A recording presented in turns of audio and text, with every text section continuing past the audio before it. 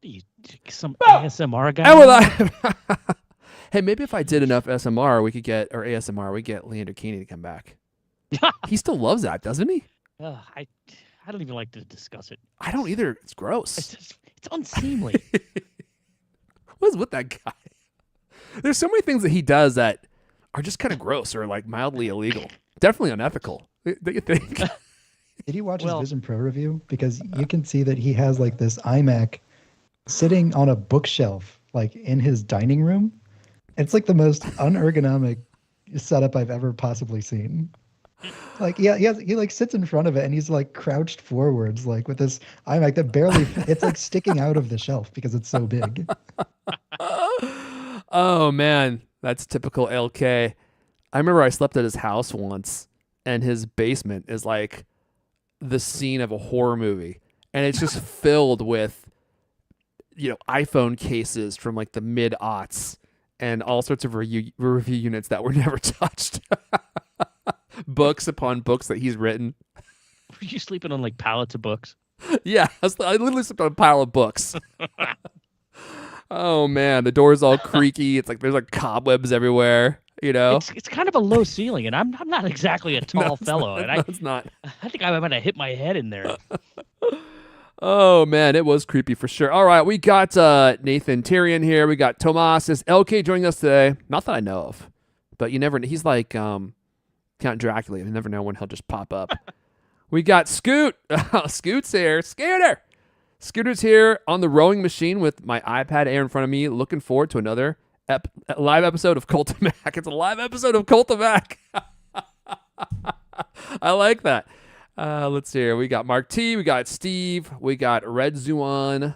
It's 4 a.m. in this part of the world. Whoa. Where are you? Are you in China or something? Red Zuan. Redza. Sounds like it could be Chinese. How's your X100V? Oh, Steve, don't even get me started. I don't have it yet, of course. We got Captain Future with a very chipper Guten Abend. Does anyone know what that means but me? I doubt it. I do. Do you? What is it? Good night. Good evening. Oh, good for you. We got Dipsy D. I'm going to be in Seattle in a week and a half. Why must check out places? You definitely got to go to Cary Park. It looks like a Seattle postcard. You'll love it down there. It's pretty easy to get to. Very popular tourist population. Captain Future is from Malaysia. Holy moly. That's great. Okay. Literally in the future. I guess that is true. He is from the future. I hadn't even considered that. Is there anything that we need to know about the future? Is there a $5 Sell! Is there a $5 support.thecultcast.com subscription in the future from you, Captain Future? I haven't seen you in the Cult Club. Very disappointed in you. Are we shaming individual You know what? listeners There's now? a lot of names on this list that I don't recall seeing in the Cult Club. I don't see Scoot. He's not been in the Cult Club. Mark T's in there. Oh, I recognize Mark T. Steve, you could be there. Red Zuan. I don't know. Zappy D. I don't know. This is Bring getting back personal LK. and You aggressive. desperately need a British misanthrope pothead to balance things out. Fork it over, pal. That's my new line. Oddly, that was one of the best pitches that we did. That was one of the most effective ones. Like me just rudely telling people to fork it over. That was the one that people responded to the most. Fork it over, pal. Shame not donating. Fork it over, pal should be a shirt. I got a new one that I'll pitch when we talk about Cult Club here in a minute here. Should we're going nowhere fast. Should we go ahead and get started? I think we're good to go. We did the claps. Do we have the tweet ready? Norbert, you got my $5, pals. Woohoo! Thank you for that, Norbert. Oh, Red Zuan's in the Cult Club. I still got the velvety robe and oh yeah. Actually, I remember having a discussion with people saying that you kept losing your robe tie and you weren't even looking for it. You're just wearing your robe open. That is a look, but not a vibe that we're going for in the Cult Club. I don't tend to mind it, but some of the other members who are more modest, they don't like it. Use a rope or something. All right, let's see here. Let's get this thing rolling. Should I go ahead and ring up Mrs. You-Know-Who? Do I have my notes here? Maybe if we were to actually start the show and actually start with stuff that people care about, we would get more people to listen live. I don't know about that, Lewis. It's possible. It's possible. Just Random this. gibberish and shaming 15 people minutes. Yeah, right. All right, let's go. Cue up Mrs. D. Oh, Mrs. D. Mrs. D. Oh, yes, I also got Mr. Elkaney a delicious robe that he wears. Oh, really, Mrs. D? Oh, yes. Oh, yes, and I didn't get him a robe tie, so he wears it open. Ugh, gross. Oh, man. That's not what I wanted to hear. I'm sufficiently grossed out. Look at poor Lou. It's unfortunate if you have a vivid imagination. Yeah. It's not good. Yeah, That is not a good prompt. You should never imagine anything that Mrs. D says about okay, Mrs. D, look, we have a lot of stuff to talk about. We don't want to get kicked off of YouTube here, so please just stop it right there. It's a family-friendly show. We're going to get going with this week's best Apple news in 3, 2. Hello, and welcome to the CultCast, the best 30-plus minute Apple conversation you're going to hear all week long. I'm your host, Everyone Last, join me today. He says his years in Chino State Prison helped him develop the persuasion and discipline techniques he uses to keep the Cultimac writing room one of the most efficient in the industry. The managing editor of Cultimac, Louis Wells, is here. It's all about multitasking. Also with us, he styles his hair with one of those commercial fans they use to dry out construction work sites. He's a writer at Cultimac. Griffin Jones is here. Good evening. Our podcast listeners won't know this right now, but I gotta compliment your shirt, Erfan. Look at us. Have you ever seen the movie Twins, Griffin? Twins? No. Arnold Schwarzenegger and Danny DeVito? I'm not sure Which one's here. which. Well, I mean, clearly, I'm the Schwarzenegger of this duo. Yeah, I won't deny that. Oh, man. Twins is one of the best movies ever made. One of the best movies ever made. You should check it out, Griffin. You'd probably really like it. And as long as we're starting with tangents, it's one of Arnold Schwarzenegger's most lucrative movies that he ever made. I heard him telling a story a while back how he was starting to become famous at that time, and they asked him to do this role with Danny DeVito in this movie Twins, where the two of them are supposed to be twins. And he was smart. He negotiated a cut of the back-end revenue for that movie instead of just taking money up front, because I don't think they were going to pay him very much money to do that movie. And so they agreed, and they agreed to pay him on the back end. And that movie ended up being a big hit. And he still paid to this day for that movie every time it sells and when people watch it. And he said it's been one of his most lucrative movies that he's ever done in his entire life. And the person who made the deal with him rues the day that he made that deal, because he's ended up paying him so much money for that role. And they never put like an end date on it, I don't think. So he's still paid for it even now. And his kids will probably be paid for it, into perpetuity. I mean, I think Arnold's going to he'll probably make it to 120. I mean, he's in better shape now than I am at half his age. Stories like that make a lot of aspiring actors think that that's a good deal, whereas in most modern filmmaking, they have such clever accountants that they pretty much operate every movie at a net loss, so that they don't have to pay anybody anything. Really? They do that on purpose? Mm-hmm. I had no idea. So how do you make money then? Just on the merch or something? Huh. I guess we'll never know. I don't know if I'll be in the movie industry anytime soon. I mean, this program could lead us, the three of us, into the movie industry at a certain point. Don't you think? Yeah, you could say that we're already in the industry. Yeah, I mean, I haven't applied for SAG, but I have no reason to think that they wouldn't allow us in. All right, well, look. I think we need to go ahead and get going. We have a lot of stuff to talk about this episode. It's the end of the road as we know it. Oh, we should have updated the title to that. It's the end of the road as we know it for Apple Car. Finally, after 10 years and $10 billion, it's officially dead. What happened? What happened? We just had a story, what was it, 3 weeks ago, that the Apple Car was not dead and that Apple was committing to release a car in 2025 or something. So we'll talk all about that. We're going to talk about, as I scroll down, oh, that's right. We have some more, an update on the FineWoven case. Oh my goodness. If you own one of these, I would love to hear from you. But they are not aging well.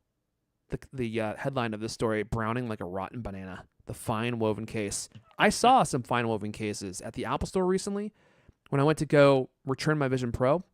And they were so bad that I took pictures of them. I actually have them on my iPhone right now. I ended up not posting them because I was like, I don't want to pour gasoline on this fire. People are already annoyed that we talk about this. But I do think it's worth at least mentioning, like, if you're thinking about buying a FineWoven case. And then some people are saying that their FineWoven cases are fine. So I don't know. Who's annoyed that we talk about it? Does anybody like that thing? There are some people that actually seem like they really like it a lot. But I'm a leather man myself. Like, if I could wear an outfit just made of leather, I would just do that. Well, you can. Is that something that's possible? I don't mean It is. I don't mean lederhosen. I mean like a leather outfit, like pants, a shirt made out of leather. Of course. Really? Yeah. Is that an outfit that they wear often at the places that you go to, Liz? Usually not outside the house, but it's leather sleepwear, loungewear. Not for sleeping. Oh, jeez. I heard you like to dance a lot. Where's the tweet? Oh, okay. Yeah. You forgot the tweet. All this weird tangent talk. I was going to go more down that line of comedy, but maybe we shouldn't. You want the tweet? Yeah. Oh. Double boom for you, Lewis. Okay, there's the tweet. Before we dive in, please, did I line up? There we go. Did I line up the browser mode? Please, God. Let's see. Did it work? I gotta move you, Lewis. Pardon me. Oh, yeah. Oh, I sure did. I want to thank Notion for supporting this episode. Let me scroll up here. There we go. Notion combines your docs, your notes, and projects into one space that's simple and beautifully designed. And the fully integrated Notion AI, pardon me, helps you work faster, write better, think bigger, doing tasks that normally take you hours in just seconds. It's like magic. And you can try Notion for free when you go to notion.com/CultCast. Everybody is switching to Notion.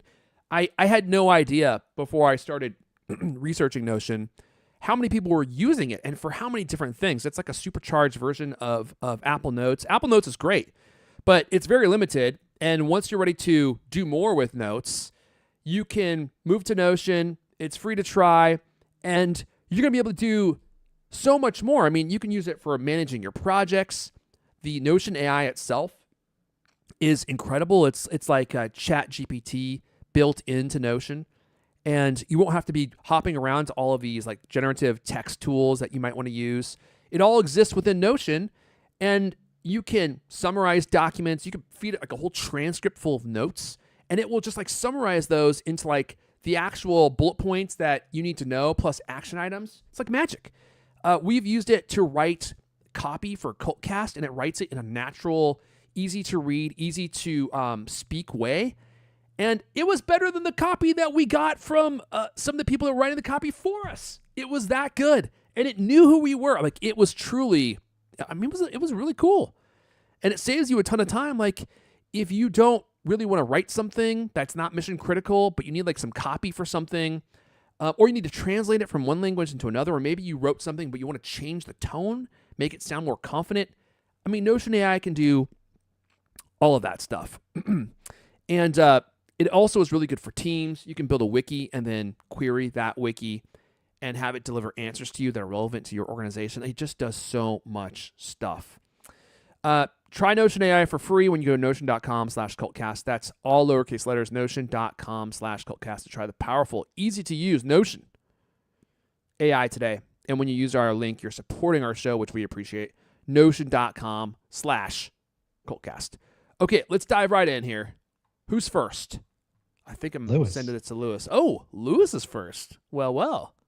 The end of the Apple car, Lewis. Have you been horribly depressed about this? I was shocked, as I think the world was. Apple reportedly canceled all development on self-driving car Tuesday. That's 2 days ago. Company shifting its focus, you don't believe this, to AI. Well, it does seem like it would be more lucrative for them, to be honest with you. Yeah. Project Titan, Apple's not-so-secret project to develop a self-driving vehicle, has been going on for about 10 years. We've heard multiple management changes and at least one round of layoffs. I love that the New York Times had a story this week that said that internally, some of the people on the project called it, instead of calling it Project Titan, they called it the Titanic disaster. Project Titanic? That's actually pretty funny. Yeah. So, you're just saying, like, as recently as January, Apple supposedly switched the project's goal from high-level autonomous driving to an electric vehicle with limited driver assistance capabilities, sort of like like a Tesla, a Me Too Tesla. Yep. Now the company's abandoning the whole idea. It's become, Gurman, of course, over at Bloomberg broke this story. The report cited unnamed, quote, people with knowledge of the matter, saying Apple pulled the plug on Project Titan and told the entire development team of about 2,000 people the bad news this week. 2,000 people. Wow, it's unbelievable. Isn't that? I mean, that's a U-turn for your career, right? So the end of the Apple car was announced by COO Jeff Williams and Kevin Lynch, who headed up the project. Gurman reported many employees on the team working on the car, known as the Special Projects Group, or SPG, will be shifted to the Artificial Intelligence Division under Executive John Gianandrea. Hard name to pronounce. Those employees will focus on generative AI projects, an increasingly key priority for the company. That's the part that I found depressing. What I found really sad about this is the idea of Apple abandoning this sort of moonshot project. New York Times again had a story, later this week talking about it, kind of like behind the scenes what's going on. This is a quote from them. The group developed an array of new technologies, including a windshield that could display turn-by-turn directions and a sunroof that would feature special polymer to reduce heat from the sun. Johnny Ive and his team of designers drew concepts of a car that would look like a European minivan, such as the Fiat Multipla 600, which has a half dozen windows and a curving roof. No This supposedly, the idea at one point way back at the beginning was no steering wheel, and that this thing would be controlled using Siri, which is only slightly terrifying. Oh God! I got a story, but I'll refrain. So helpful. She's here to help me with some results that I probably have to look at on my iPhone to see and hear. Wouldn't that Hold on, be great? wait. Sorry. Now you're giving me a crack. I got to dive in here just real fast. I was using dictation with Siri the other day, and I was saying so and such has done this thing. Has HAS, and it changed it into capital HASS. Yeah, because everybody's talking about avocados at all times, dude, day and night. Siri is just that good. Truly mind-blowing to me. I hope that AI can fix that. Yeah. So let's see here. I don't know. I mean, I wrote this piece about it, laying out my sort of depressing. I found it very depressing. Instead of a revolutionary self-driving car, they're gonna spend all their time and effort, because a bunch of these people are moving to generative AI efforts, right? So what's that going to be? Pages will be able to summarize your rough draft into bullet points, or maybe you can generate some kind of image that may or may not be accurate. Instead of like this, let's change the transportation industry. Let's come up with a fantastic car that has all these amazing features. They've had, I don't know how many, tons and tons of patents over the years, right? Cool features that could have gone into this car. Yeah. And I mean, that's just those two examples that the New York Times mentioned. I mean, wouldn't that be awesome? Have a car that was actually like better and smarter and an actual like leap forward, as opposed to just another electric car. I mean, there's tons of them out there, as certain people were pointing out in their own opinion pieces about this topic. So I found it kind of weird, and I also it made me really feel kind of sad about Apple, and like they basically just acknowledge, well, we can't do this. We can't make a difference in this industry, and instead they are going to do what everybody else is doing. It feels like they're going like with the big AI fad. I don't know if AI is a fad. I don't know if you've taken a look at NVIDIA's stock lately. Well, but I mean, my Mac is completely frozen up, by the way, so I don't know. Great. What's going to go wrong here, but well, I can't get back to. Oh, wait. Oh, no, it's starting to kind of work again. Okay. Maybe I need to close a few tabs or something. Try that. Anyway, yeah, I mean, yeah, it's obviously the hottest thing around. Tech, buzzy AI. I mean, they'll put AI on anything today. One of the things we were joking about in Slack today was like, there's this like pet food company that's talking about how it's AI powered. It's like, come on. I mean, I realize that like the market right now is a Twitter about this. Yeah. But I liked Apple's approach to AI before, where they didn't like talk about it every third sentence, where they just like did things with it and developed features that worked well. But now, I mean, especially the thing that I found really just odd was Gurman specifically saying that they're not just working on AI, they're working on generative AI. And that's what, that's where the gibberish comes in, right? Like, oh, great. Yeah. It tells you super confidently facts that just aren't true. It creates images that look interesting but have 7 fingers, it's, I don't know. I found it personally, I found it very disappointing that like a realization that Apple can't, they just gave up. They gave up on this kind of big blue sky idea, right? This big, interesting project. And, and then I can't help but think, what have we had recently? Oh, well, we got the Vision Pro, which I don't know, giant hit, not really. Maybe it will be eventually. I think eventually it will be. I do think that. Yeah. Like it's not there yet.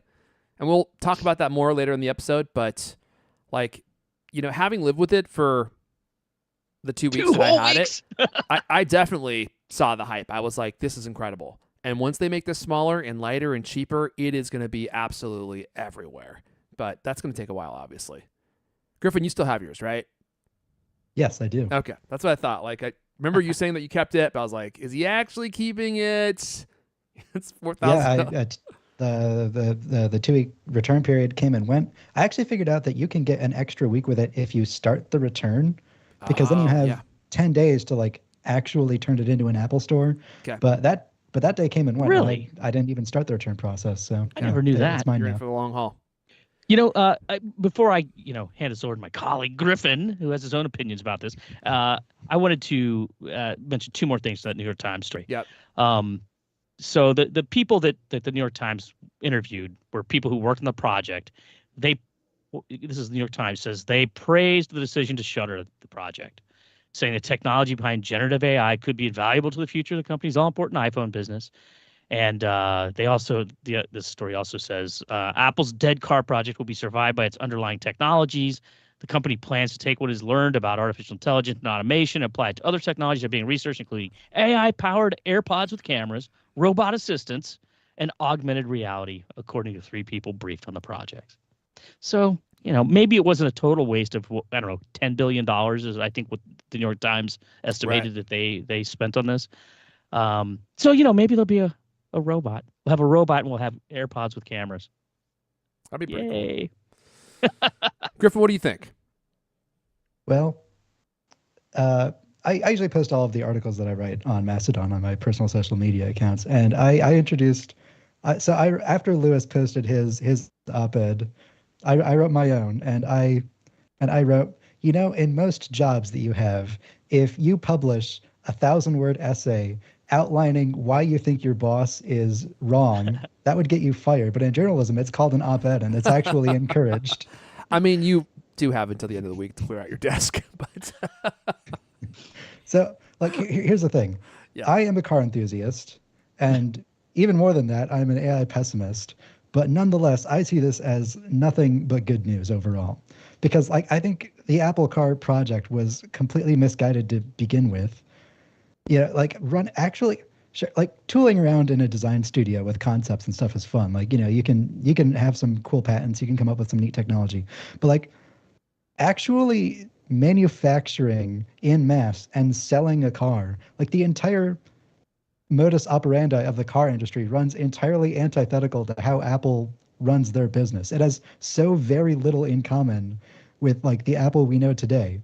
Like actually spinning up and selling a car would effectively require creating a brand new company under the name Apple, because they would need thousands of new hires in like the domains of expertise of engineering, new partnerships with completely new manufacturers, new legal and regulatory experts, an entirely new network of physical brick and mortar stores and service centers, because you can't just, park an Apple car in the middle of a freaking Apple store in a mall.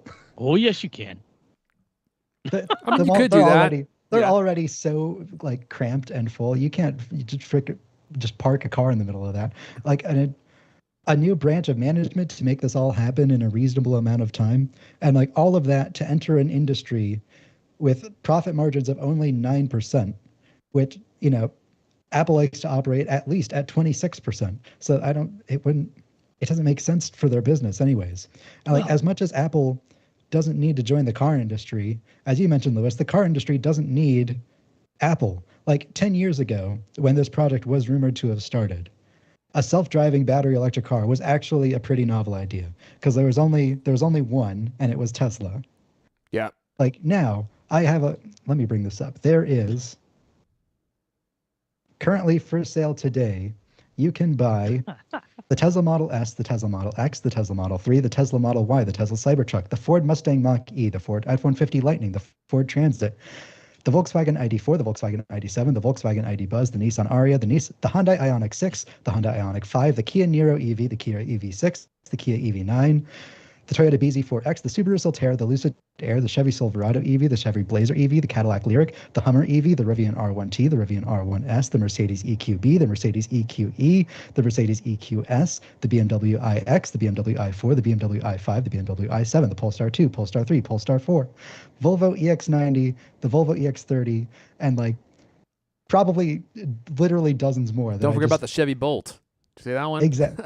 Yeah, that too. I think that was actually recently discontinued, but still, the point stands. Like, there are so many battery electric cars now, all of which I think have some level of autonomy, all of which would like to be full self-driving in the future. It's Apple only likes to enter an industry when they have a completely brand new idea, a completely brand new technology that nobody else has. Like, that's what set the iPhone apart, because it was completely different to every smartphone that came before. That's what set the iMac apart, because it was an attractive computer that you could easily use to get on the internet. It's what set the AirPods apart. Every wireless pair of earbuds now look and function almost exactly like AirPods did in 2016, when at first they were a completely brand new technology.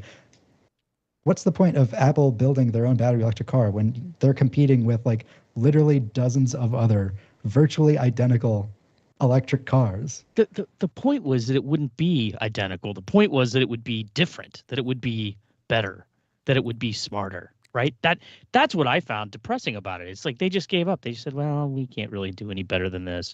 And I mean, you're talking about them having to recreate all these different things, right? Well, they could have done things differently too. I mean, and I don't think it would be that big of a problem, for instance, for them to find a manufacturing partner to, just like they don't, technically they don't build iPhones. They hire other people and tell them how to do it and make sure they do it cheaply, right? And that's what other companies have done with cars. I mean, Apple's not the only high-tech company that's building cars, but I don't know. I just found it to be so sort of it's just like the death of a dream. I mean, it's not, and it doesn't even have so much to do with would it, was this going to happen by 2028, or I think that was the last date that was ever given, right? It was just more about like they just can't do it. They just gave up. They ran into a wall. My pitch specifically for you, Lewis, is that would you rather have Apple build yet another battery electric car that would probably be like $75,000, or would you rather have them, you complained about how bad Siri and the dictation is just about every other week of this podcast. That would have a more meaningful impact on your daily life if you could actually just speak into your phone and have it freaking work the way you want it to. Right. Well, I mean, if Apple can fix that, that would be fantastic. I can't imagine it would require 2,000 people and $10 billion worth of investment. If in a void, there was a story that says Apple is now dumping $2 billion and 2,000 employees towards making Siri and dictation better, you would be all over it. That's basically what's happening here. I would think they were crazy.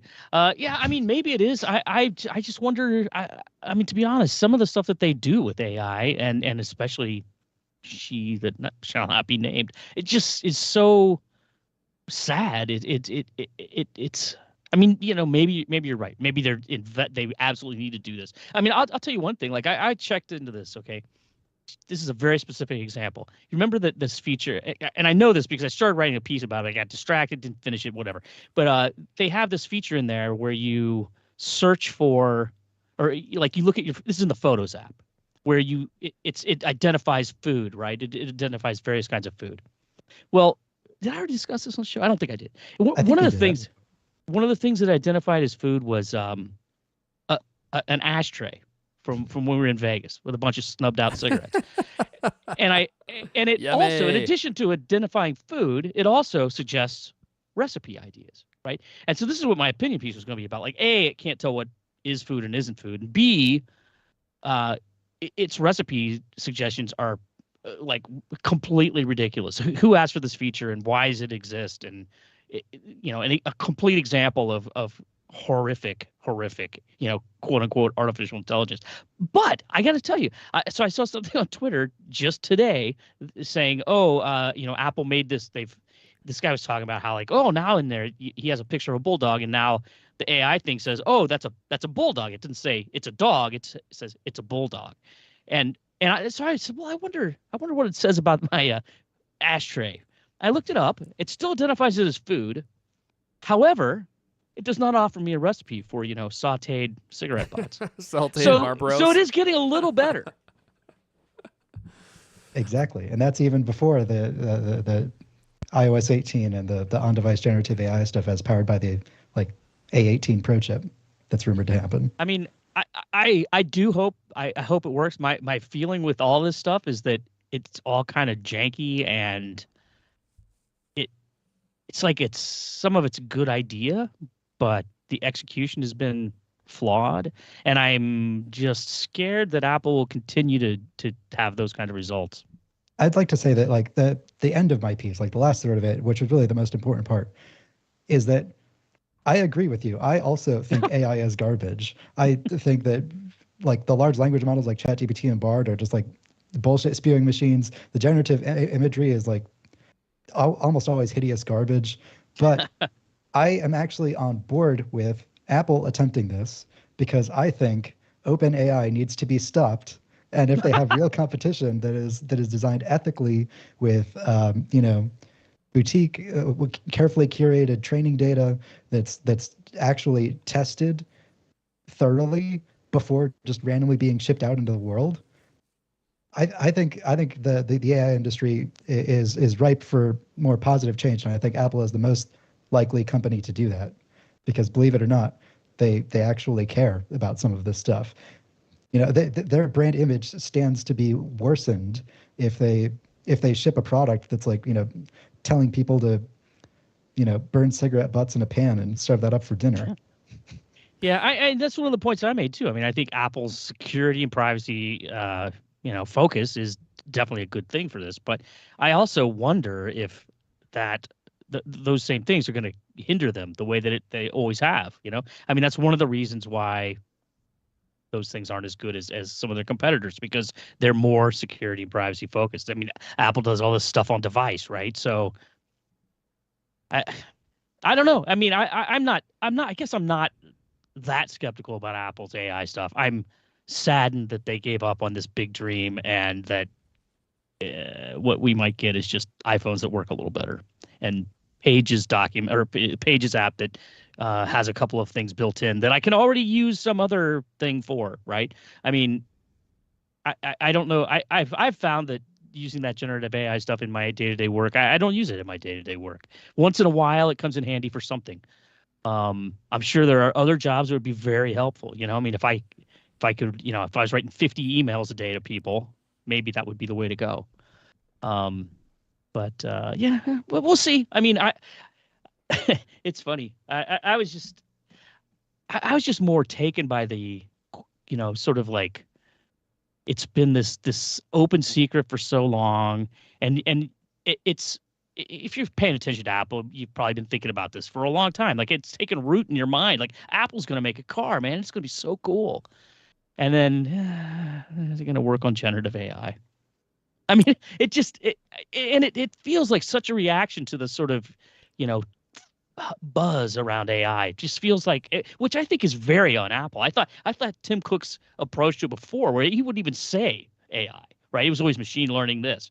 But now, in his last earnings call, he used the term Gen AI, and they've been talking about how, well, yeah, we got something more to tell you later this year, and then right on cue next week they start unveiling a couple things, right? Like an image editor. I haven't tried these things yet. Their AI image editor, or their like they have like some kind of image to video tool that's supposedly pretty Sora. cool. Yeah. No, Those are this is mostly, like, Apple has research features. They're not like or like, like technology demos for like the sort of people who work for Apple who probably like have it negotiated in their like employment that they can publish things like academic papers while they work there, because like that's like a whole industry of people who like need to do that, just so that for their employment and all that. Like we'll see if these actually turn into like user facing features built into the Photos app later this year. I can see Irfan like physically twitching and itching because he hasn't spoken for 5 minutes. I think it's been more like 10. I can't believe it. This is like a new record in this show. It's been interesting listening to you guys bounce back and forth, and you are coming at this from completely different perspectives. So I won't add a lot. Well, we'll see. I bet we're gonna have a Venn diagram here. Let me break out my whiteboard here and draw you guys some pictures.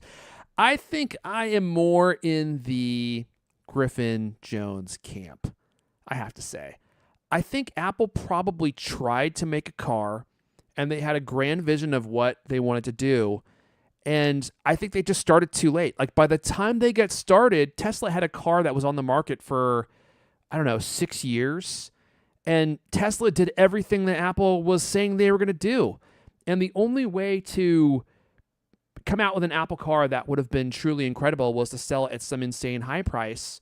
But I think what they maybe realized was, oh, well, there's such a low demand for this type of car because the price would have to be so high that it really doesn't make sense for us to even do this, because everyone else is selling high volumes of lower price cars.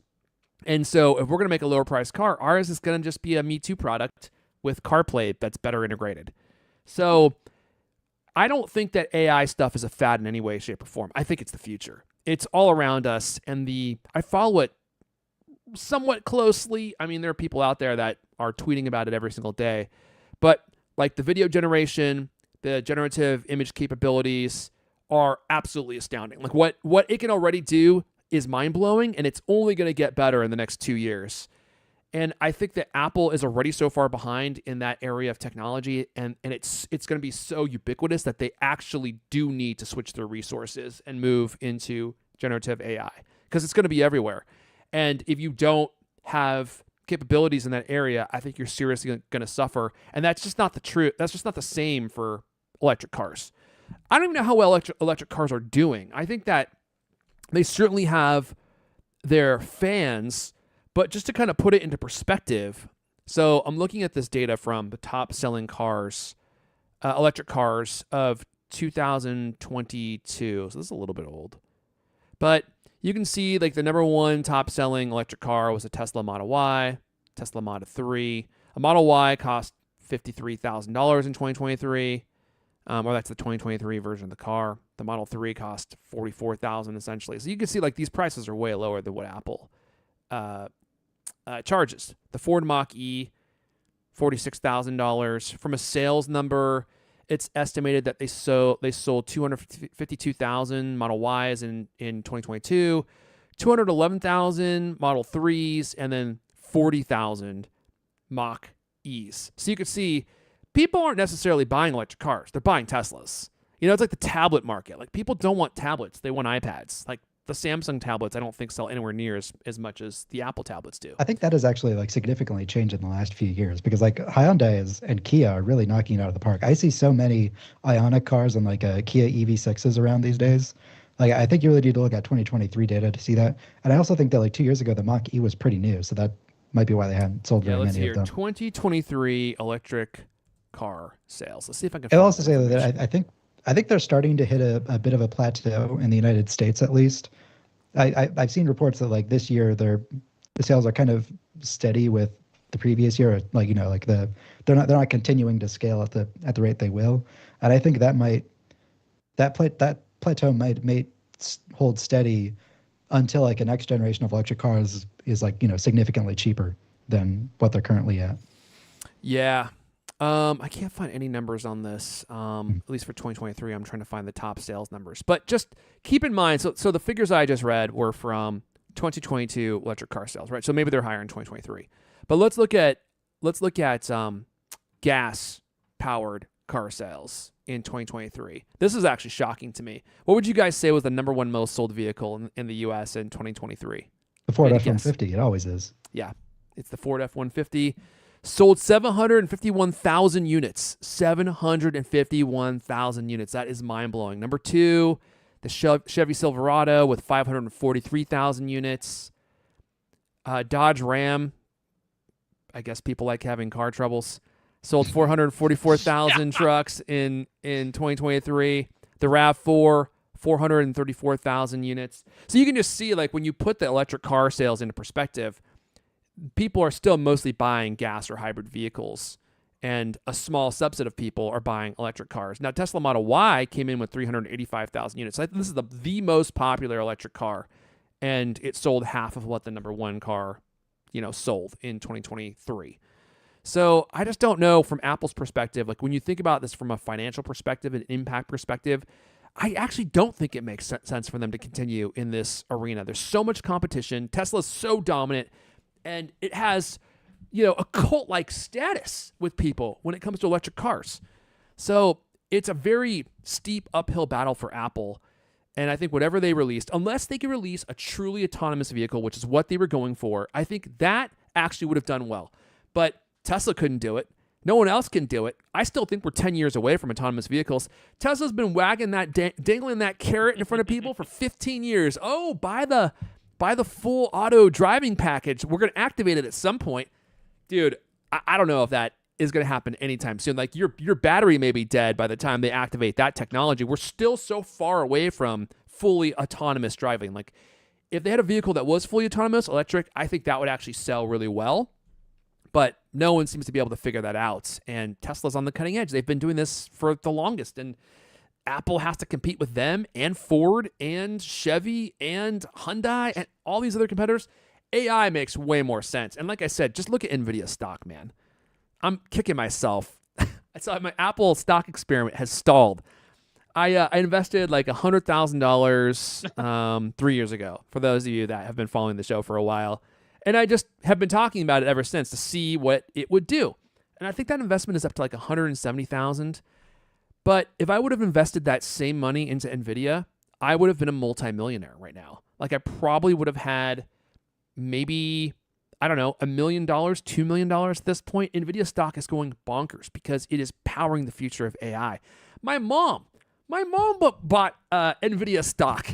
I was like, okay, Mom. Like, she's like, can you help me buy Bitcoin and NVIDIA? And I was like, really? So I helped her. Like this week?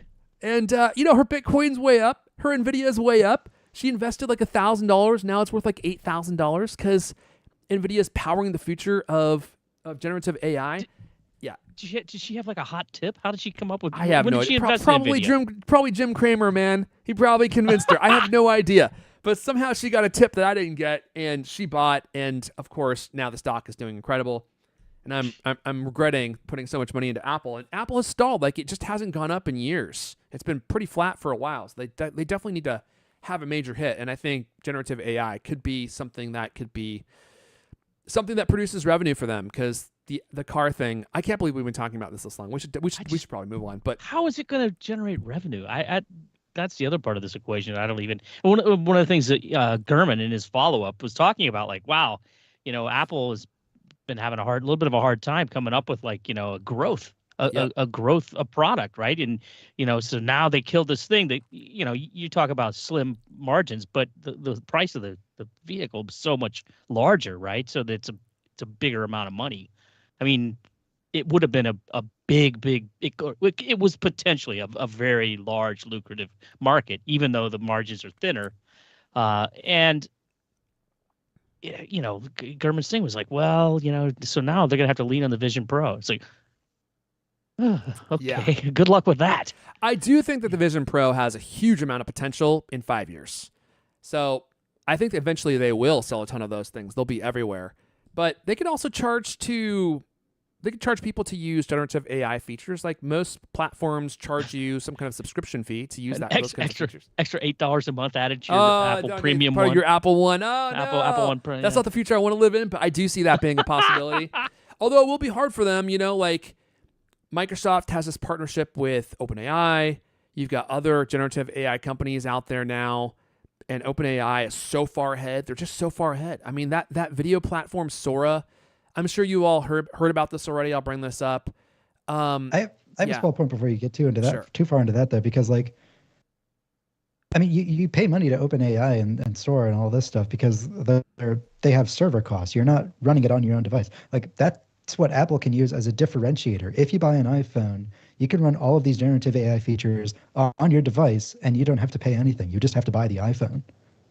I mean, that would be a powerful pitch. I don't know if your iPhone is powerful enough to render all of these images and videos. I think maybe you do need a cloud service running some kind of like NVIDIA farmed process all this stuff. Maybe in the future that's something that they could do, or they can do That's what all the rumors are saying. If like the iPhone 16 will be able to do all this stuff on device. I don't know if it's I don't know if it's saying that it'll generate videos on device, but like we don't know what the features are going to be. But that's what everybody said. That's what the rumor mill has been saying. You think it'll be able to put a comma in the right place in a sentence, or use the right form of has? Are either of those two things possible? I mean, I'm showing this video right now for those of you listening of a video from OpenAI's Sora text-to-video service. So essentially, you just describe video, and it generates this video. And I just paused on this video, and you can see this woman's face looks so unbelievably realistic, and you can see imperfections in her skin and stuff. And this is all just fake. I mean, it's just completely manufactured by probably a whole farm of NVIDIA GPUs. And you can do this type of thing with images too, obviously. This stuff's it is super amazing. I mean, I all of my talk about like calling it a fad, I don't mean that it's not here to stay. I mean that it's the flavor of the month, and like people are attacking it onto everything, right? And I don't know that it applies to everything. And really, I mean, how many people actually need a text to video thing? I mean, are we all going to start making movies now? Are we all going to, I mean, it's one of those. In a way, it falls into the thing of like the Vision Pro. Like, oh, it's amazing. What do I need it for? Like, wow, it's really awesome. You put it on, you have this great experience. Or, and so we can say, well, it'd be really cool. We could create this video. Well, how many people make videos every day in their lives or have a desire to do that? I mean, maybe everybody will have their own TikTok channels. Well, I heard somebody on a podcast say this, and I thought this was really fascinating. So he's like, we're heading towards a future where everybody will be watching a movie or playing a video game that they themselves created. And I was like, wow, that's pretty interesting. It sounds boring. Sounds terrible. That's a dystopian nightmare. Okay, great. So you're watching a movie you created. Wow. I mean, I'm not making commentary on whether or not it's a good or a bad thing, but I think we are heading to a point where that is what you will be able to do. I mean, in the future, everyone's a prompt engineer. Being able to work with these tools and create something that is bespoke to you. Able to do it, yes. But, what's... Yeah, and we'll hang NFTs on the walls too, sure. Don't you dare talk about my NFTs. I told you those didn't sell well, and I'm still recovering from that. Look, I don't know. All I'm saying is this technology is revolutionary. It's everywhere. Yeah, it is the future. And I think that there is more of a reason for Apple to be participating in this, and this is more up their alley than autos. And the compute market, like paying for compute, right? So when you are generating videos like this, when you have Amazon cloud services, like you're paying Amazon or whatever company, Microsoft, for compute time. Like the very lucrative business. Like I had a friend who worked for Amazon Web Services, and he would tell me about some of this stuff. And they make a ton of money. I mean, they make a ton of money. I don't know who even came up with this stuff. Like, how do you figure out how much to charge for like compute hours? It's like this completely made up thing that they charge you for, and it's extremely lucrative. And this could be something that Apple could get into. This is a cultural phenomenon, and it's going to be everywhere at some point in the future. And Apple has enough money to actually make something happen. I mean, clearly they have seen enough. They have seen enough evidence in our current cultural moment that they know that they think this is going to be something that they can make a lot of money doing, and if they can roll people off the car project and put them onto this, I mean, that's good, right? Rather than laying people off. But there's all sorts of opportunity, for something like this. Imagine being able to create your own Vision Pro like scenescape. Like you're like, I want to be walking through the woods on a fall day in Tennessee, and it loads it up in your Vision Pro. And now all of a sudden you have like this bespoke software, this bespoke experience that is custom to your likes that loads in your Vision Pro. That would be pretty cool. Strap-on holodeck. Yeah. I mean, and actually, oh man, strap-on holodeck. So actually I saw a video. This is completely off base here, but you guys might find this interesting. Disney, what is it called? I saw a video. Okay, yes. I can't play this whole thing, but Disney has an Imagineering department where they build technologies that, they may want to use in their parks, right? And they have this new, like, modern tech floor, like a floor that enables you to walk and stay in the same place. So the floor adapts to your footsteps. And even though you are actually moving your feet and your legs, you're actually not going anywhere. So imagine a Vision Pro with an experience like this, where you're able to walk and move around, but you're actually not moving anywhere because the floor is keeping you in the same spot. And for those of you watching the video, you'll see exactly what I mean. So imagine this in a Vision Pro or like a video wall or something. You actually are in a holodeck at this point. I mean. So what's happening there? The floor is moving underneath the guy? The floor moves underneath your feet. So the floor is like constructed of all these like small, I don't know what they are, pieces. It's basically balls. like a 360-degree treadmill. Yeah, that's what I was going to say. Yes. It's like a treadmill.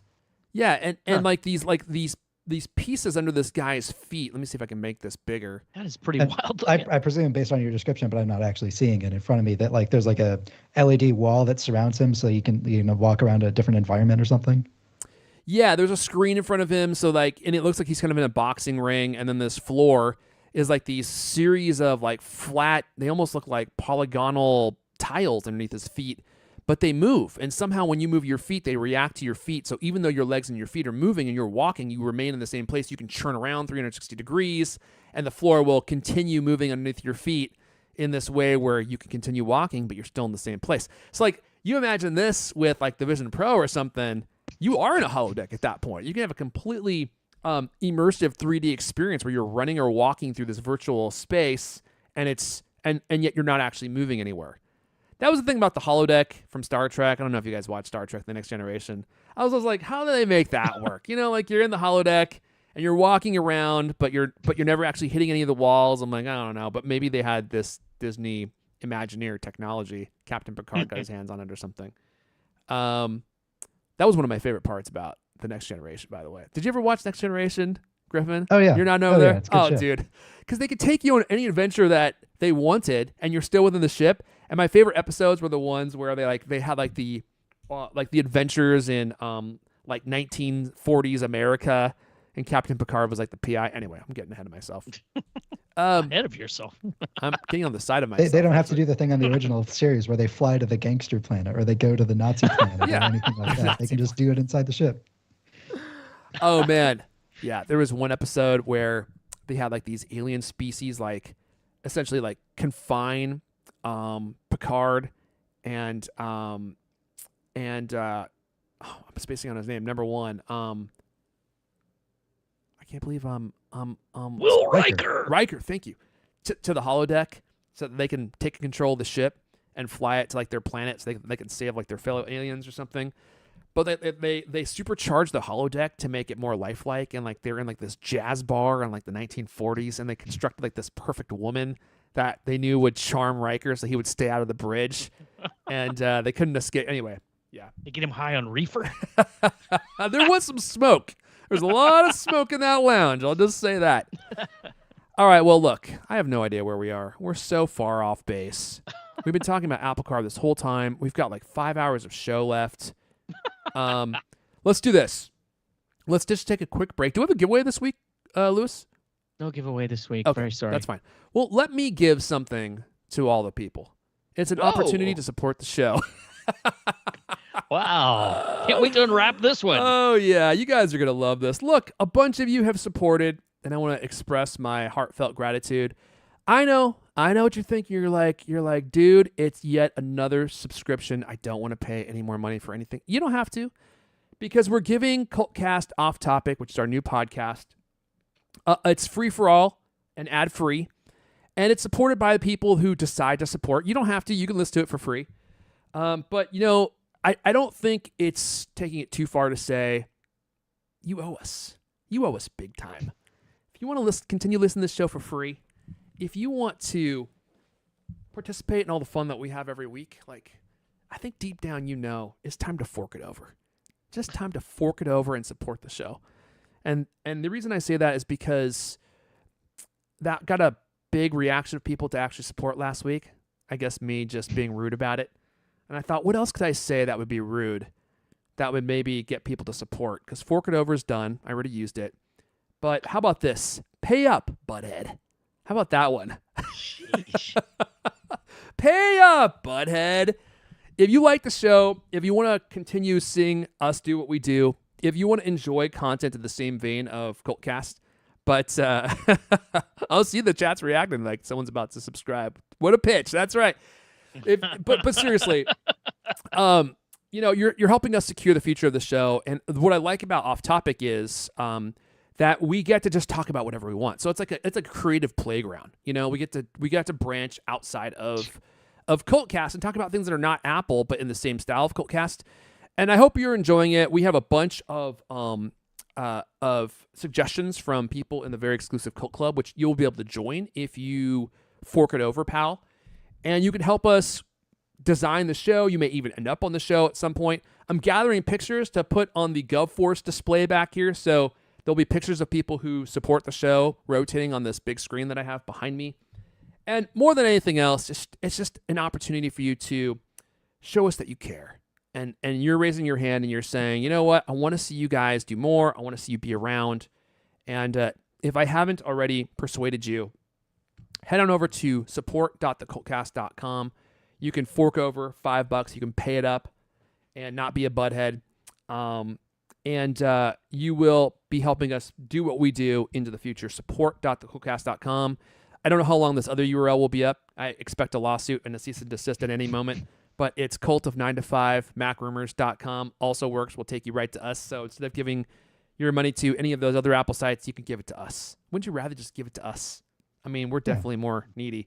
Support.thecultcast.com.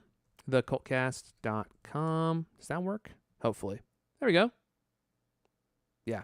And I want to thank everyone for, even if you're just considering, we appreciate it. Maybe you're not going to do it today. You're going to do it tomorrow or the day after, but definitely this week. I want to say thank you to all of you for supporting us. I know there's a lot of subscriptions these days, but this is not one of them because we're not going to give you anything for your money. You're literally just giving us money for free. And although you do get to hang out in the Cult Club, that probably is worth something. Pay up, don't be a butthead. That's from Gurren Blanson. That's not me. I would never say that to you people. That was much more rude than the way I phrased it. All right, let's move on. Let's talk about, oh yeah. Look, I'm not trying to make anyone mad. If you have a FineWoven case, that's fine. But you'll allow it. These FineWoven cases are such horrendous pieces of trash, Lewis. OMG. I was in the Apple store the other day looking at them, and the ones they had on display just looked terrible. They were all scratched up. It was like, I don't know how to describe it. Have you ever seen a velvet jewelry box where it has velvet in it, and when you touch it, it makes an indentation in it that will never go away, and it's really easy to damage? It reminded me a lot of something like that, where if you touch it, it's so delicate, it gets scratched up so easy. And there was this picture posted by Wall Street Journal columnist Joanna Stern with her own images of her FineWoven case after 5 months of use, and the whole thing is fading. It's getting bald spots worn in it from the little microfibers that are being worn away. It just looks awful. It looks terrible. Unlike leather, which gets a patina and looks better over time, hers looks awful. The ones I saw in the Apple store look awful. And I'm just, I'm just beside myself. I cannot believe that they replaced leather, classic, beautiful product, with something like this. People are saying that like different parts of the FineWoven case are wearing down for them. For some people, it's like that back, woven panel that's like wearing down. On other people, like the plastic on the outer rim is like just pulling off over time, peeling. Yes. Yeah. Yes. John Gruber did a poll. As much as it pains me to show a poll by John Gruber, if you own an Apple FineWoven case and use it regularly for the past few months, and his poll results were it held up well, it held up okay, it's a piece of junk. 55% of people, it's a piece of junk. 26%, it held up okay. 7 or 18%, it held up well. So look, I don't know. I mean, some people are scratching their heads and they're like, my FineWoven case looks amazing. Doesn't look any different than when I first bought it. So it probably depends on, oh yeah, here's a picture of one where it's peeling on the edges. It's like the plastic is like peeling off. There's a bunch of pictures in here. Yeah. I didn't even like I never bought one of these. I didn't even like the way they looked in the store. They just looked, the whole, like the way that the side was different than the back, and neither one was a pleasing material. I mean, very, very weird. Yeah. We got Grimblance in the chat saying that it's Russian bots that are skewing this poll. Look, that might be true. I don't know. I'd like to know what the deal is with the FineWoven Apple Watch straps, because that was the other part of the story. They replaced the Apple Watch straps with like a FineWoven leather link band and such like that. I don't see a lot of people complaining about them. Maybe nobody bought them. No one's ever bought one. Not one. I'm curious what that's like. Like, do they wear down the same way? Yeah, that is an interesting question. Maybe just because of the fact that the case for the iPhone is like hard, so it scratches easier. And also it's just laid on more surfaces because it's a phone. You drop it also as well. Like the strap on the watch is softer. It's more malleable since it has to wrap around your wrist. And plus, how often do you bump things into your wrist? So maybe that's one of the reasons why it's not wearing down as fast. But if you were considering a FineWoven case, if it were me, I would never purchase one of these. I would just buy like a leather case from Nomad or something and stick with leather. But I'm a leather man. Like I mentioned earlier, I'm probably at some point going to switch to a leather outfit and just wear that from here on out, and never have to change my clothes or wash my clothes again. I'd like to solicit to our listeners. If you have a FineWoven Apple Watch band, reach out to me on Mastodon or Airphone on Twitter, or both of us in the Cult Club if you have previously forked it over, and let us know how it's holding up. Only if you forked it over. I tried to buy one like when I was reviewing the Apple Watch Series 9, but like it was delayed by a few weeks. And it's like, all right, well, what's the point? I'm not going to spend $150 on a watch band, to review 3 months from now and nobody cares. But I'm kind of curious. They weren't that much, were they? The modern buckle was 150, and I think the FineWoven link was 99. Huh. Wow. Yeah, I could go on. I could keep talking about this. I don't want to continue flogging this. Gurn from the chat, my FineWoven is from day one. I keep it clean with a damp coat cloth. Excellent decision.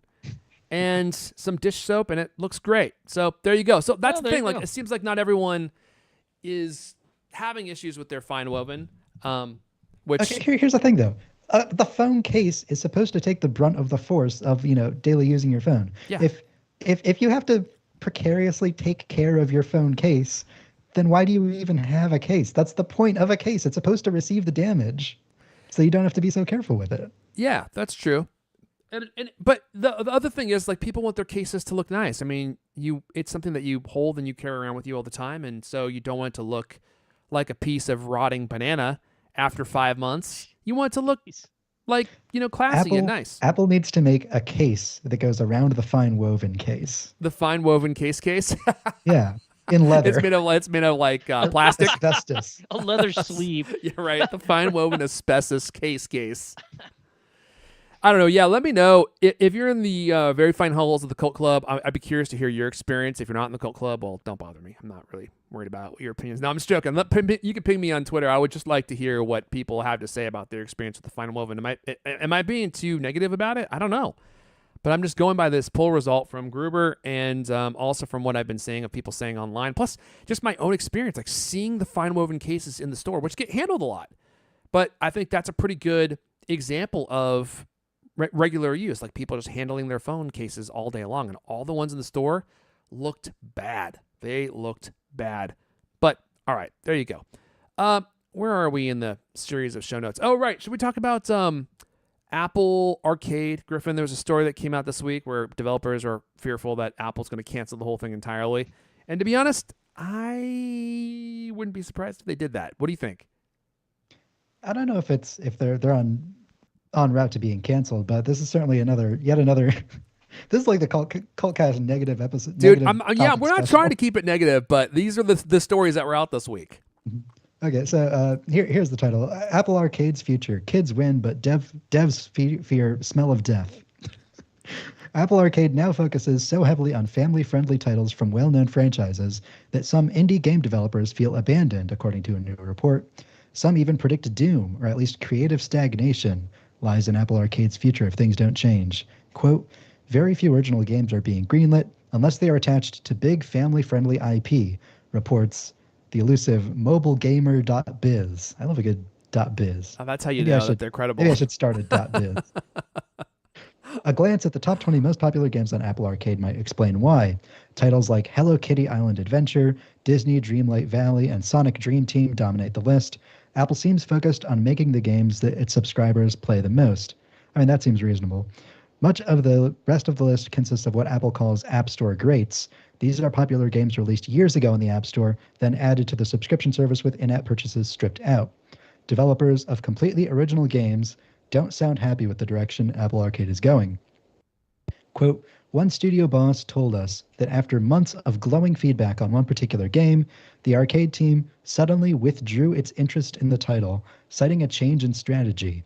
When the developer asked for feedback and offered to reduce the budget and retool the game to better fit Apple's needs, the arcade team simply stopped responding to their emails. That's just End rude. Quote. One developer even said that Apple Arcade had the, quote, smell of death, end quote, around it, and claimed the Apple employees didn't seem certain the service had a future.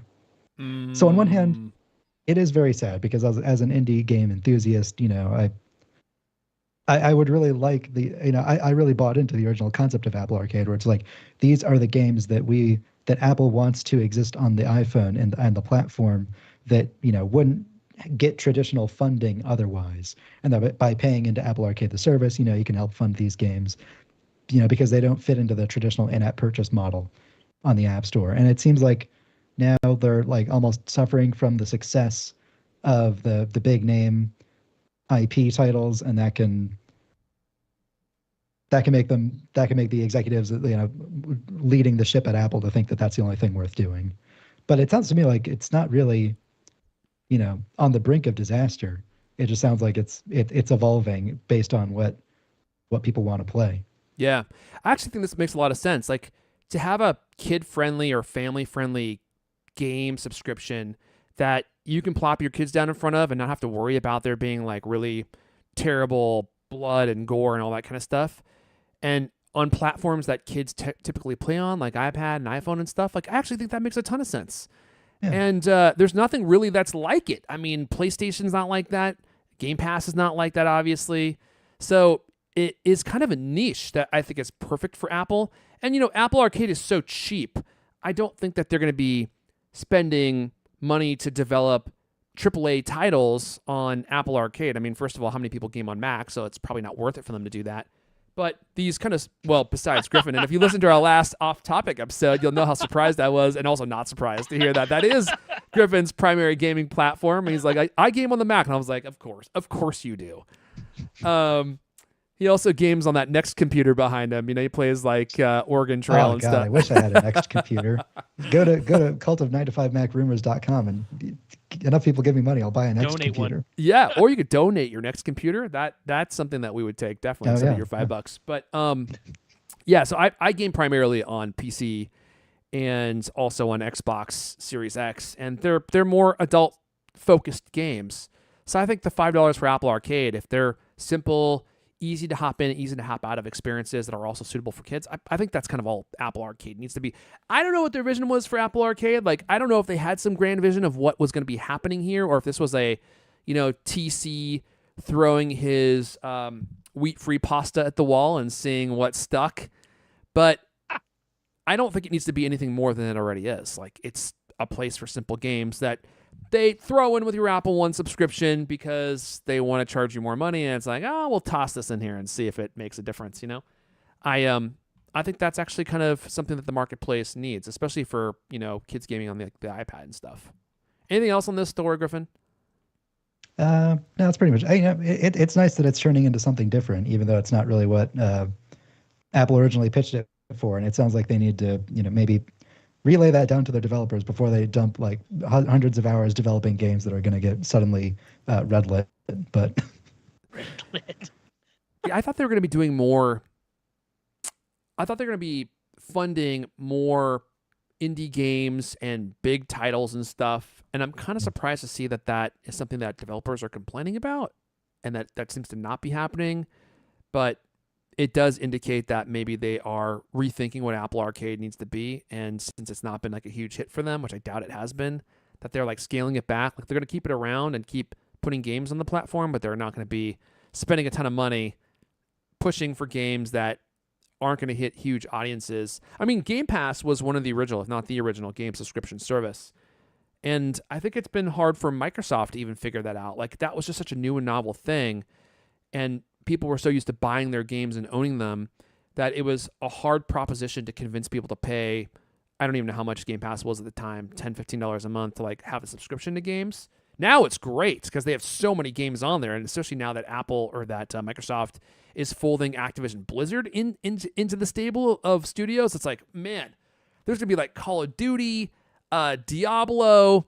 There's gonna be there's already the Bethesda games. I mean, like all these AAA titles are all included in Game Pass now, which I think makes it way more worth it. And Apple doesn't really have any big, cool titles like that. Level Remix is saying Apple console in the future. You already have a console. It's called an Apple TV. I mean, that is a console. I mean, if it has the same hardware as an iPad, I think that's kind of all you need to play games on your Apple TV. And they have compatibility with Xbox controllers, PlayStation controllers. I just don't think people don't take Apple seriously as a gaming platform. I think that's their biggest hurdle, except for iPhone and iPad. But mobile games are not real games. So I'm sorry to tell you that, but I mean, from a real like gamer perspective, it's like those aren't real games. All right, sorry, Griffin. I just realized that I skipped over your how-to tip this week. Do you want to talk about setting up aerial screensavers on the Mac? I actually just did this. Oh, sure, yeah. So if you have speaking of the Apple TV, if you have an Apple TV, then you know all about these like aerial screensavers. You leave your Apple TV on, when you're done watching a show, and then you go into the other room, you come back, and you'll see this like, gorgeous videography that like fills your TV when it's been sitting idle. All these like sweeping shots of like, from space, or of like these cityscapes or landscapes, or, some of them that they do underwater. I don't even know like I'd really be curious to see what their filming rig is like for all these. But like it's this gorgeous like, screensaver stuff. Screensavers, they're making a comeback. What do you know? I also figured out it's kind of like a dangerous thing to put on at a party if you play music on your Apple TV, because people will just like stand in front of it and stare at it like moths. They're mesmerizing. Yeah, especially amazing. I have a 4K TV, a 4K OLED TV, and you put those things on, and you can like it just puts you into a trance almost. Yeah, well, you can have the same joy on your Mac if you update to Mac OS Sonoma. Maybe if you're one of those. Apple seems to think that like a lot of people like buy an iMac to like keep a computer in their kitchen. I've heard like a few people actually doing that for real. If you're one of those people, or maybe if you live in like a studio apartment and your computer is like in a pretty visible spot, you can, when you're not using it, you can convert it into like, kind of like an attractive like art display kind of thing by playing these aerial screensavers on it.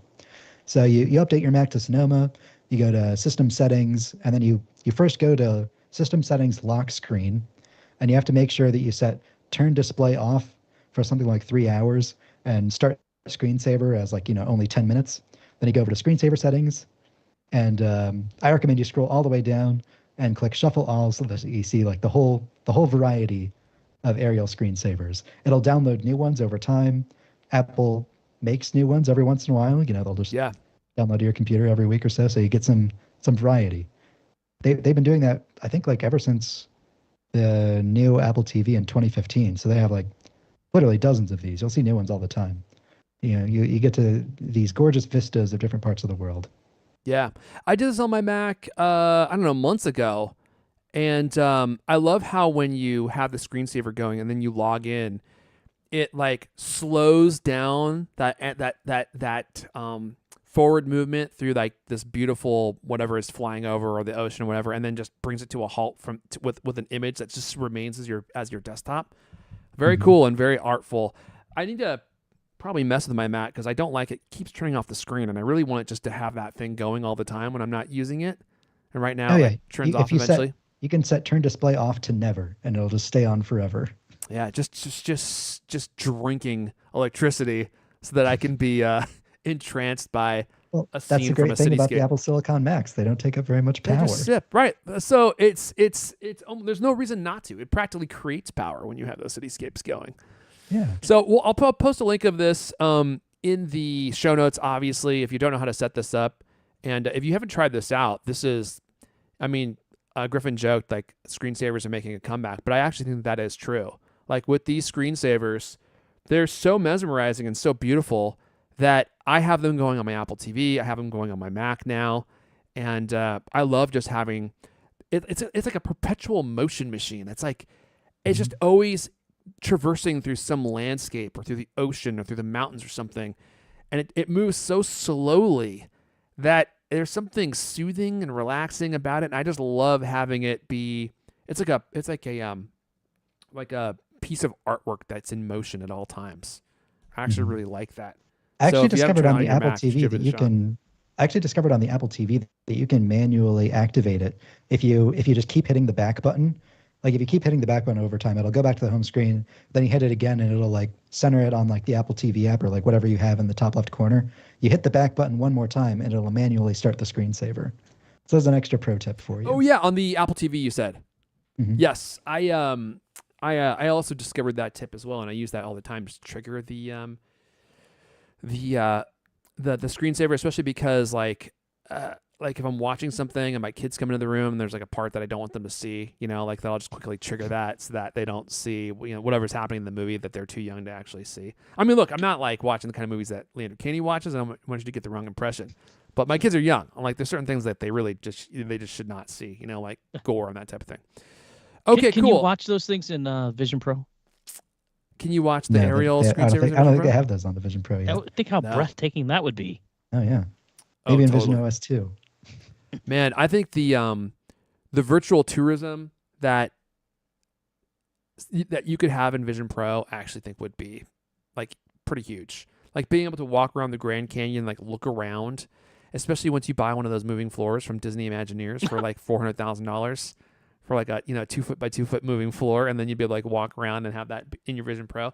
That was one of my favorite parts about the Vision Pro is like churning the digital crown and dialing in the virtual scenescape and looking around like Joshua Tree or Yosemite National Park.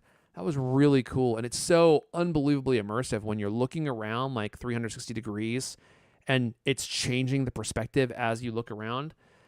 Virtual tourism, like, in fact, I think this is a terrible idea, but I heard that Disney was considering creating like a virtual park that you could visit virtually, and the ticket prices would be much cheaper, obviously, because it's just a virtual environment. I'm like, I'm not paying you anything to visit a virtual park. You're out of your minds. Like if that's where you think, you need to invest, like your parks truly are in trouble. But I do think it's cool to have virtual scenescapes and virtual tourism that you could load up and just kind of like sit there and like look around as things are like whizzing by you and stuff. Like that'd be pretty cool, especially in the Vision Pro, because it's so like the visual quality is so good that it would actually make it more immersive than just looking at a photograph or something, obviously. Okay, look, I think we have one story left, and this is about Vision Pro. So I'm teeing myself up for my only alley-oop. So I was kind of hoping that we would get a Vision Pro, an updated Vision Pro, sometime in 2025, 2026, like I I guess maybe partially expected Apple to be updating this thing on a yearly cadence like they do with MacBook Pro. But apparently, according to the only Apple analyst that ever gets anything right, that is actually not true. Vision Pro may be Apple's only AR headset until 2027. The company has yet to even start work on a Vision Pro 2 or a Vision Air, according to, this was Ming-Chi Kuo, right? Yeah, it is. Yeah. That said, Apple is allegedly working on ways to produce the current Vision Pro more cheaply, which could lead to a price cut next year. I don't know about that. A price cut for Vision Pro? Do you guys think that's even a possibility? They did it with the HomePod. Well, they took the HomePod off the market for like a year and a half. First they dropped the price. Did they? I guess it was originally AirPods $350. Max as well. What's that? AirPods Max as well. They dropped the AirPod Max price of that? I think they used to be $550 and then they lowered it down to $500. Okay. So I like thought a slight they still discount. listed for $550. Yeah, I mean, how much of a price break do you think we would get? I don't know. Like, I can't imagine it being huge, but No, they're still $550. They're still $550. Oh, my mistake. are they? Okay, maybe they cut the price during like certain seasons, like the holidays and stuff, or they'll have their third-party partners do it for them because Apple never cuts their prices on anything. But let's see here. According to Ming-Chi Kuo, the market generally expects Apple to release a lower-price version with downgraded specs, reduced number of cameras, removal of eyesight, etc., and a new model and with upgraded specs. However, my latest survey indicates that Apple has not officially started either project. It is currently estimated that new models of the Vision Pro with significant changes to the Vision Pro specification may not be in mass production until 2027. Although there may be a, let's see here, cheaper variant? No, the new project focuses... Oh, Apple's reportedly hard at work on a Vision Pro related project that'll launch in the fourth quarter of 2024 on the first quarter of the next year, but it's not one that people might expect. The new project focuses on improving the efficiency of production and supply chain management rather than changing specs, said the longtime Apple analyst. So what does that mean? We might get a price cut next year, but the actual next version of the Vision Pro may not be coming until 2027. That's a long time. So that almost makes me want to rebuy a Vision Pro. If it's going to be that long... I know. Isn't that true? I mean, wasn't that at least part of your thing? Like, well, it's going to come out next year. It's going to be cheaper and lighter and better. I mean, that was one of my primary motivations for returning it, was the fact that I'm like, this is incredible. But wait until Generation 2. It's going to be, so much better than it is now and probably cheaper. But if I have to wait till 2027, I wasn't on board for that. But I feel like you need to like read into the lines of like, what does Ming-Chi Kuo actually know as a fact and what is he guessing on? 2027, he says, is his current estimation. But I think like, I mean, I've been saying on the show before that I don't think that, if you're holding out for a Vision Air that's going to be like, a 4K display instead of an 8K display, or like, I don't want the eyesight feature, in a cheaper version, they'll just cut that. I've been saying on the show, I don't think they're going to make the specs any lower than this current model. This is what they consider to be the bare minimum for having a compelling Vision OS experience. It's only going to get cheaper when they can manufacture it cheaper. And it sounds like that's what the actual plan is. On the other hand, like, I feel like that's I think like the big part of this story, that Apple is actually planning on early next year having internal changes that will allow them to lower the price. But on the other hand, it kind of feels like Ming-Chi Kuo is just guessing about 2027. Yeah, and he's had some wacky predictions in the past that ended up not being totally right. And so I do think that this is him just, guessing. Well, I mean, he calls it a prediction. I mean, that's what he does. And some would say a prediction is a guess, Lewis. Some would say those two things are synonymous. Very similar. Were you going to get to the... He had something about the return rate. Did you hear that? Did you notice that part? Yeah, dude. I don't know if I buy this. That was a completely different story. No? Well, is it's the same. It's the same Ming-Chi Kuo blog post that we spun up into two different stories. Okay. So we took The Hobbit and we split it into 3 books. I see what you're saying. Yeah, so he was saying... and don't forget the last movie's in 2 parts.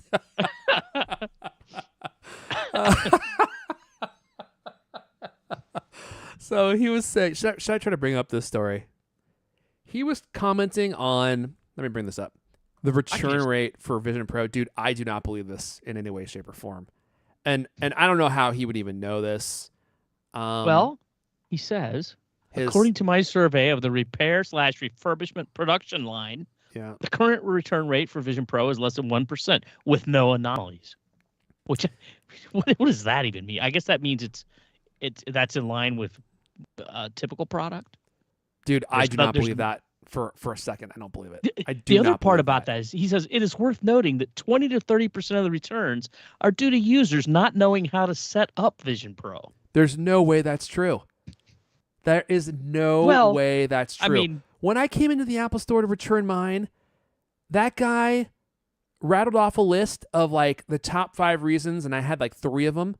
And customers not getting fit correctly was not even in that list. Now, maybe they think that some of these problems that people have are because the Vision Pro was not fit correctly. I don't think that's true. I don't know how the fit of the Vision Pro would solve the biggest problems. That's not even what he said. How they didn't know how to set it up is what he said. What does that mean? Well, that's what I mean. Like when he talks about setting it up, does he mean like installing the light shield, or does he mean like actually setting it up so that you can use it, like the actual software? I think the second is what I took that to mean. Very odd, because I mean, even with eyes that couldn't work in it, I was able to get it set up, until I couldn't reach that last whatever it was. I bet you I could strap this thing onto my 4-year-old son's head, and he could figure out how to use the software. It was like the most intuitive software that I've ever used. And you said that there was like a survey that they had you take, right, when you returned it? I didn't take it, but they had a survey that they were giving to everyone who was returning them. Yeah. Why didn't you do it? Well, he called the guy over. To help Apple? I was standing there waiting, and then he was like, "Yeah, you don't have to wait anymore," because I guess the person was busy, because probably dealing with all the other Vision Pro returns. There was such a long line of people returning that he's like, "I don't want to make you wait any longer. Just go ahead and go. Just leave it here and go." Didn't even bother opening my box or anything to see if there was even a Vision Pro in there. It could have been my dirty underwear for all he knew. Yeah, dude, I don't believe that. I mean, I hope that this is true, but the Vision Pro return rate is less than 1%. That is just that completely contradicts the actual Apple Store employee that I spoke to for 30 minutes. Like, he said they were receiving a lot of returns, and he said that there was a short list of reasons why people said they didn't want it, and it was like, it's too isolating, it's too heavy, and I forget the other reasons that he mentioned, but they were not that they didn't know how to set up the software correctly. Like, dude. Yeah, sorry, go ahead. You also live in a major metropolitan area. I wonder if it would be a different return rate in Seattle compared to, say, I don't know, middle of Virginia or like Iowa or something like that. Sure, but I would imagine these are mostly being sold in major metropolitan areas, like the population areas where people are making high incomes, are really into tech and that type of stuff. I mean, I'm sure there are headsets that are going out to places where there isn't an Apple Store, but like I'm going to guess that like Seattle, New York, Los Angeles is like where like these big sales are happening. So I don't know, man. I mean, I did the demo, and within 15 seconds, I was like, you don't need to say anything more. I know exactly how to use this product. Like that was part of its magic. That was part of the marvel of UX and UI engineering that went into this product. It's like you step into this completely new paradigm of computing, and it was so familiar. Like you had used it before. As soon as they put it on your head, like you felt like you knew how to use it. And it took like, 20 seconds. And I was like, yeah, you don't need to say no more, my fam. I'm like pinching, swiping. The blueberries are being picked all over the place. Windows are being closed and opened. I mean, there was one weird interaction that he did have to tell me about, and that was to activate Control Center. You have to, like, when you have the goggles on, you have to look straight up. And then there's like an arrow in the sky that once you look at it, it like opens up Control Center. And like that, I may not have figured out. Yeah, but that was a sticking point. I tried explaining that to my brother who tried it on, and I said, "Oh, look up." And then he like tilted his head up, and I was like, "No, look up with your eyes, but keep your head tilting forward, because you're supposed to look at the top of your field of view, not like physically up at the ceiling." Yeah. Like no matter how many times I tried to explain it, maybe it was just trying to irritate me, but like maybe I don't he just think he told me that, but that is a good tip actually. It's like you just need to look up with your eyes and not with your whole head. I actually discovered that like it was kind of annoying to me because maybe just like the way that it fits on my head versus other people, like I kept activating Control Center when I didn't want to constantly. It would constantly appear in like the middle of my field of view or like overlapping on top of a Safari window. Huh. So I actually discovered that you can go in settings, Control Center, and you can move it higher up. And I moved it on like the second highest notch so that it's always up. I didn't know you could change that. See, this is one of the reasons I'm like, if it's going to be 2027 before they release a new Vision Pro, I'll probably wait until I start seeing these in the refurbished store and then see if I get one on discount. Because my problem was never that I didn't like the Vision Pro. Like my problem, and I explained this in the past, so forgive me if I'm repeating myself, which shocking, sometimes I do, was that for the amount of money that it cost, I'm like, I could do so much more stuff with this money. Like I am buying the new Fujifilm camera, which hopefully you pre-ordered, because if you didn't, good luck, man. Good luck, bro. I tried to warn you guys. And now you can't get it until June, if not longer. But I could deploy that $4,000 and buy so much different stuff. And for what the Vision Pro did for me, I was like, this is cool, but it's just not worth $4,000 to me. And as a business expense, I'm not going to make nearly anywhere close to $4,000 on Vision Pro content, because now that Vision Pro is out and released, like people just aren't that interested in it anymore. Now that will change, I'm sure, once there's a big software update, but that could be months. That could be a year. You could buy $4,000 of NVIDIA stock, and then by the time the Vision Pro comes out in 2027, you can buy your whole family Vision Pro too. That's right. I might even be able to buy Apple at that point with $4,000 worth of NVIDIA stock. I don't know if you've been looking at it lately. Holy mama. Dude, I think NVIDIA stock, it might be worth more than Apple at a certain point.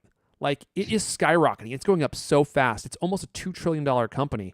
They're not that far behind Apple and Microsoft at this point, and everyone's using them for machine learning. Now, that could change. Like, if China invades Taiwan, that is going to change the equation, and the stock could tank, because now all of a sudden manufacturing will be affected. But by the way, this is not financial advice. Buy high, sell low. Yeah, that's usually my motto. That's usually how it works for me. Unfortunately. Although I will say my Apple stock's doing pretty well. Like I've almost doubled my original investment. But I do sometimes worry. I'm like, what has Apple got next? Like, what is their next big thing that is going to shoot them to the moon? And I don't know what that thing is. You know, like, is it going to be Vision Pro? Maybe in 5 years. Is it going to be generative AI? Probably not. Adobe's way ahead of them. Microsoft's way ahead of them. It's definitely not going to be a car. Maybe the reason they're not doing a car is because they're going to do like a moped or something. Yeah, like a scooter. Yeah. The Apple scooter. I just don't know, what is that big product category that they could enter and dominate? Well, I'm just saying, Vision Pro can take you to the moon. That is true. I mean, it literally can do that. And I did watch a few movies on the moon, which was quite enjoyable. All right, look. That's it. That's all I have, Lewis. Look at poor Lewis. How much you need? Fresh out? I've got nothing else to say. We've had nothing else to say for a whole hour, and yet somehow we kept going. You know? That's what happens when you do a show with two Midwest people. All right. We're going to go ahead and wrap it up there. That's all the CultCast we have for you guys this week. But if you want to come out and hang out with us, me and Griffin, we're in the very exclusive Cult Club. And if you pay up, butthead, you can be in there with us. If you want to fork it over, support.thecultcast.com. If not, we're also on Twitter. Well, at least me and Lewis are. I'm at Airfon ERFN. Lewis is at Lewis Wallace. You can just Google D. Griffin Jones, and all sorts of unfamiliar and foreign social media sites will pop up where you can possibly hang out and have a one-on-one conversation with D. Griffin Jones. But he's also in the Cult Club, just waiting to have a conversation with you. Let's see here. I want to thank everyone for listening and for hanging out live. New episodes of the CultCast come out every Thursday night. Thanks for all your support, and we will see you guys next time. Oh man, I have to change that end of show image. It's only been 3 months and I still haven't done it. But I think, you know what? I think today might be our day, Griffin. Today might be our day. Hey, we can do it right now. Maybe not while we're recording though. Good idea. Any final witty or funny thoughts to say, Lewis? Fresh out. Fresh out, yeah. Me too. That's my cue to press the end stream button. Oh, hope you all have a great weekend.